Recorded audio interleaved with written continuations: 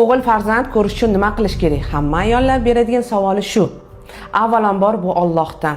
Lekin meditsina tomonidan isbotlangan usullarni sizlarga sanab o'taman, bo'lishaman. Faqat aytib qo'ying, bu sirlarni hamma ginekologlar aytib bo'lmaydi. Avvalo jinsiy aloqani kunini tanlash kerak. Birinchi o'rinda siz ovulyatsiya kuningizni bilishingiz kerak.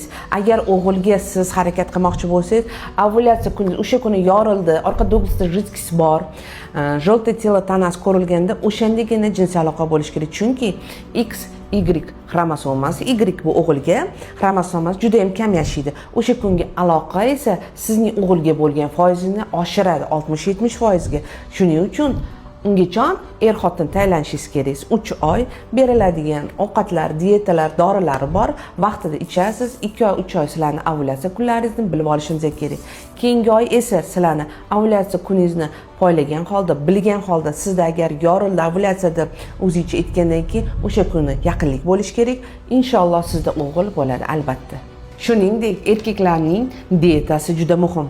Kaliy, natriy elementlari ko'p bo'lsa, o'g'il ehtimoli kuchayadi. Stop, 100% kafolatlangan narsa yo'q. Birinchi o'rinda sizning salomatligingiz va nasibangiz. Lekin to'g'ri yo'nalish berishimiz mumkin. Bu videoni kimga yuborishni o'zingiz yaxshi bilasiz.